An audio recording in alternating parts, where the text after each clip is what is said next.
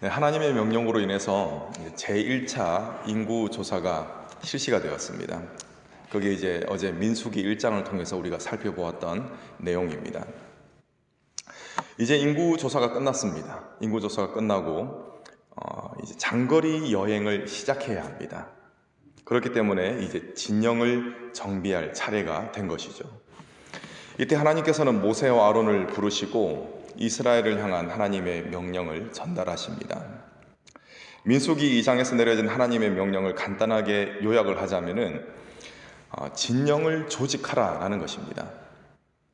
질서 있고 조직적으로 진영을 치라. 이것이 바로 민수기 2장에서 나타나는 하나님의 명령입니다. 2절부터 33절까지 하나님께서 내리신 명령의 세부 내용이 기록되어 있습니다. 그런데 이 줄을 이루는 것이 바로 2절이거든요. 2절 말씀 함께 읽겠습니다. 시작. 이스라엘 자손은 각각 자기의 진영의 군기와 자기의 조상의 가문의 기호 곁에 진을 치되 회막을 향하여 사방으로 치라. 네, 이 말씀이 중심에 있습니다. 편의에 따라서 그냥 피곤하니까 아무 때나 진을 치는 것이 아니라 하나님께서 정하신 원칙에 따라 진을 치라는 것입니다. 하나님께서 정하신 방법으로 하나님께서 정하신 순서대로 진을 치라라는 것이었습니다. 그렇다면 하나님의 원칙이 무엇입니까? 그것은 바로 각각 자기 진영의 군기와 자기 가문의 기호 곁에 진을 치는 것입니다. 다른 데서 진을 치면 안 된다는 것이죠. 하나님께서 명하신 바에 따르면은 진의 중앙에는 반드시 장막이 설치가 되어 있어야 했습니다. 성막 이 사방으로는 진영을 조직을 하게 되는데 어제 이제 말씀을 드렸다시피 이 사방에는 먼저 레위인들이 자리를 잡습니다. 그리고 그 또 사방에 다른 지파들이 각조를 나누어 가지고 성막에 이제 배치가 되는 것이죠. 자, 어떤 모양이냐면은 여러분 성막을 중심으로 해가지고 레위인이 둘러싸고 그 또 주변에 다른 지파들이 둘러싸는 그러한 형식으로 진을 치게 되었습니다. 이렇게 이스라엘의 진영이 구축이 되었습니다. 하나님께서는 이제 세 지파를 한 조로 묶으셨습니다. 그래서 각 방향에 배치하라라고 말씀을 하셨습니다. 오늘 말씀은 이제 동쪽으로부터 시작됩니다. 동쪽으로 시작해가지고 시계 방향으로 돌아가면서 이제 어떻게 진을 쳐야 하는 것인지 그것을 설명하고 있습니다. 동, 남, 서, 북 이렇게 말씀하고 있는 것입니다. 해 돋는 동쪽에 진을 칠 지파는 가장 세력이 강했던 유다 지파였습니다. 유다 지파를 중심으로 해서 이사갈과 스불론 지파가 이제 동쪽에 이제 진을 치게 되었습니다. 그리고 남쪽은 루벤, 시므온, 갓 지파가 이제 진을 치게 되었습니다. 서쪽은 에브라임, 므낫세 그리고 베냐민 지파가 진을 치게 되었습니다. 그리고 마지막으로 북쪽은 단, 아셀, 납달리 지파가 이제 북쪽에 진을 치게 되었습니다. 이렇듯 세 개의 지파가 한 조를 이루면서 사방에 배치가 되었다는 것이죠. 이것이 어떻게 진행이 되었냐면은 하나님께서 명하신 이 명령에 따라서 질서 있게 이렇게 배치가 되었던 것입니다. 자, 그렇다면 하나님께서 정하신 이 질서를 요약할 수가 있거든요. 그렇다면 하나님께서 명하신 이 질서가 무엇인가? 라는 것 우리가 살펴볼 필요가 있습니다. 자, 이 질서는 먼저는 이동을 한 뒤에 머무르기 위해서 진을 칠 때 성막 주위에 자신의 기 아래 진을 치라는 것입니다. 자신의 기 아래. 2절 말씀 한 번 더 읽겠습니다. 시작. 이스라엘 자손은 각각 자기의 진영의 군기와 자기의 조상의 가문의 기호 곁에 진을 치되 회막을 향하여 사방으로 치라. 아멘. 이렇게 분명한 기준, 분명한 질서의 기준을 말씀해 주셨습니다. 그리고 두 번째로는 무엇이냐면은 처음에는 이제 이동을 한 뒤에 머무를 때였지 않습니까? 이제 두 번째로는 머무르는 것을 거치고 이동할 때입니다. 이동할 때 진친 순서대로 이동하되 각각 지파의 길을 따라서 행진하라는 것입니다. 이것이 바로 두 번째 기준입니다. 17절 말씀 함께 읽겠습니다. 17절 시작. 그 다음에 회막이 레위인의 진영과 함께 모든 진영의 중앙에 있어 행진하되 그들의 진친 순서대로 각 사람은 자기 위치에서 자기들의 길을 따라 앞으로 행진할지니라. 아멘. 민수기 2장에서 나타난 하나님의 명령, 너무나 분명하죠. 이 명령을 요약을 해보겠습니다. 질서 있게 머물렀다가 질서 있게 움직이라는 것입니다. 이것이 바로 하나님의 명령입니다. 범사에 하나님께서 정하신 질서에 따라 행해라. 이것이 바로 민수기 2장에 나타난 하나님의 명령인 것입니다.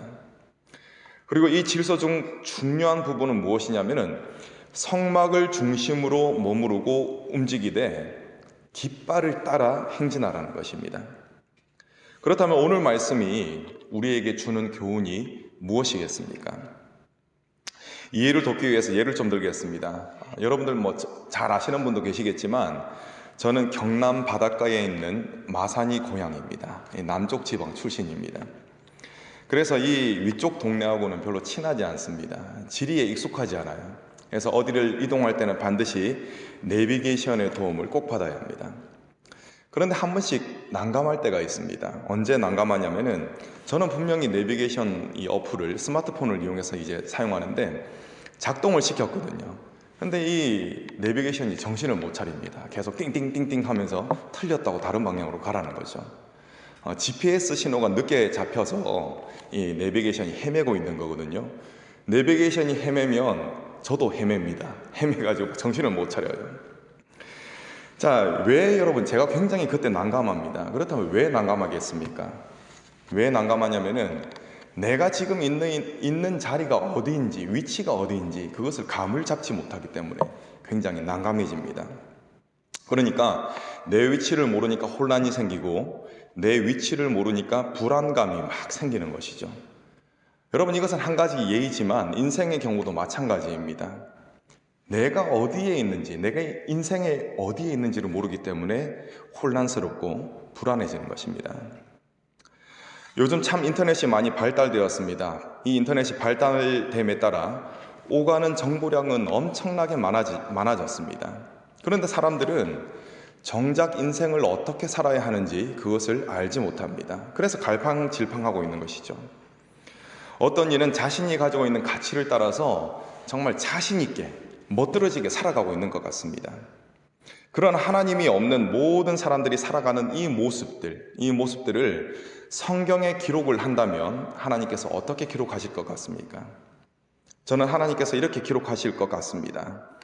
각기 소견에 오른 대로 행하였더라. 이렇게 기록하실 것 같습니다. 사사기에 이렇게 딱 두 군데가 토시 하나 틀리지 않고 이렇게 기록되어 있습니다. 자, 여러분, 그렇습니다. 정말 많은 사람들이 자신의 감정, 자신의 생각을 따라서 지금 살아가고 있습니다.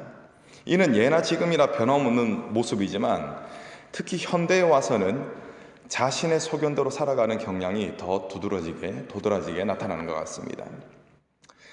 각자 생각에 따라 살아가는 것, 이것이 매력적이고 또 좋을 수는 있습니다. 그런데 여기서 우리가 생각해 볼 것이 있습니다.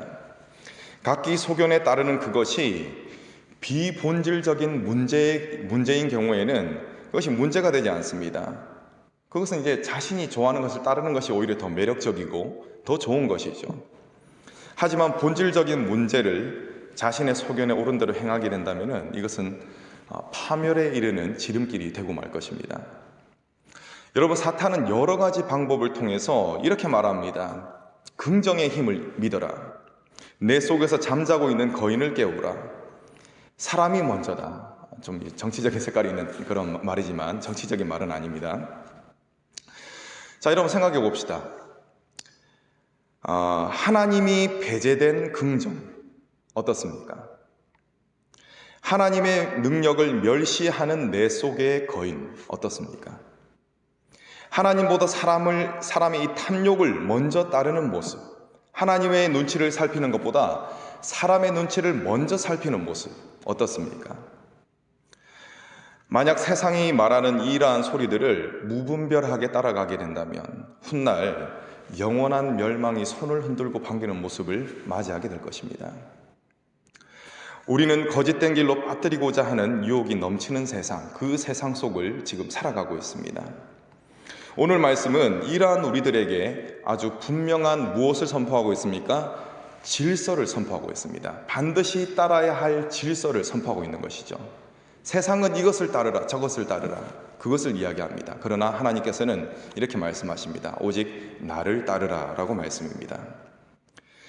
자, 오늘 선포된 말씀, 선포된 질서가 무엇입니까? 먼저는 성막을 중심으로 머무르고 행진하라는 것입니다. 성막의 지성소에는 하나님의 임재를 상징하는, 하나님이 함께 계심을 상징하는 언약궤가 있었습니다. 이는 하나님 자신이 이스라엘 백성 가운데 거하신다라는 사실을 나타내고 있습니다. 여러분, 하나님은 교회 가운데 거하십니다. 지금 교회가 많은 욕을 먹고 정말 모습이 말이 아니잖아요. 그렇지만 그럼에도 불구하고 분명한 사실은 하나님은 주님의 몸된 교회에 거하신다는 것입니다. 자신의 백성들을 도우시고 또 인도하신다는 것입니다. 이것이 분명한 사실입니다. 여러분, 혹시 계속되는 어려움으로 인해서 내 중심에서 타오르던 이 소망의 불꽃이 꺼져버린 분이 혹시 계십니까? 그래서 삶이 깜깜하게 느껴지는 그러한 분이 혹시 있지는 않으십니까? 삶의 중심에 친히 오셔서 거하시는 하나님, 그 하나님을 이 시간 기억하시기 바랍니다. 하나님은 우리에게 찾아오시지만 우리가 해야 하는 것이 있습니다. 그것은 바로 우리가 마음의 문을 열고 찾아오시는 하나님을 영접하는 것입니다. 우리가 찾아오시는 하나님을 영접할 때 그때 하나님의 능력이 비로소 내 삶에서 나타나게 되는 것입니다. 함께 하시는 하나님으로 인해서 힘을 내시는 저와 여러분 되시기를 간절히 축원합니다.